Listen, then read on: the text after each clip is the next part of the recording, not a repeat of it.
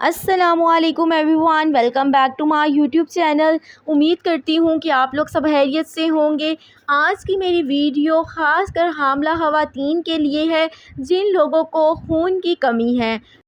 नोवाफॉल tablet की बात की जाए तो इसमें जो एक्टिव इंग्रेडिएंट प्रेजेंट है वो है एल मिथाइल फोलेट। फोलेट से ही आपको पता चल रहा होगा बहुत सी ख़वातीन के अंदर फोलिक एसिड की कमी होती है, जिसकी वजह से फ़ीमेल को थकावट महसूस होती है, कमर में दर्द होना, हाथों के नाखूनों का पीला पड़ जाना और थोड़ा सा काम करने पर थकावट हो जाना, सीढ़ियाँ चढ़ते हुए थकावट होना, ये सब खून की कमी की अलामात होती हैं। ये टैबलेट ख़ास कर उन ख़वातीन में यूज़ की जाती हैं जो हामला है और उनको खून की कमी है। Mostly doctor folic acid recommend करते हैं। ये नोवाफॉल जो है हमारे पास मार्केट में 400 माइक्रोग्राम और 600 माइक्रोग्राम की पोटेंसी में आता है।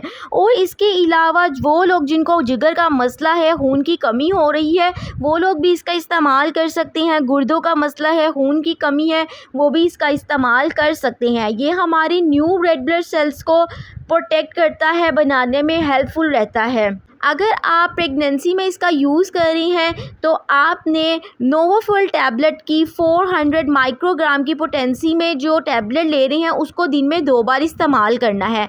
अगर आप एक अनमैरिड फ़ीमेल हैं तो आपने 400 माइक्रोग्राम जो टैबलेट है इसकी दिन में 1 बार इस्तेमाल करनी है। अगर आप 600 माइक्रोग्राम की पोटेंसी में यूज़ कर रही हैं मैरिड फ़ीमेल तो आपने 600 माइक्रोग्राम की सिर्फ एक टैबलेट जो है दिन में 1 बार लेनी है।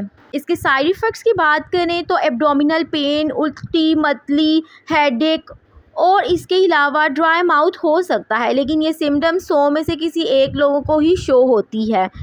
और कौन लोग इसका इस्तेमाल नहीं कर सकते, तो वो लोग जिन लोग का बीपी हाई रहता है, हाइपरटेंशन का प्रॉब्लम है, उनमें ये मेडिसिन कॉन्ट्राइंडिकेटेड है। अगर आप यूज़ कर रहे हैं अपनी डॉक्टर की हदायत के मुताबिक इस्तेमाल करें। उम्मीद करती हूँ कि ये मेरी वीडियो आपके लिए बहुत इन्फॉर्मेटिव रही होगी। चैनल पर न्यू है तो चैनल को सब्सक्राइब कर लें और बेल आइकन का बटन ज़रूर प्रेस कर लीजिएगा ताकि मेरी आने वाली तमाम वीडियोज़ का नोटिफिकेशन आपको मिलते रहें। अल्लाह हाफ़िज़।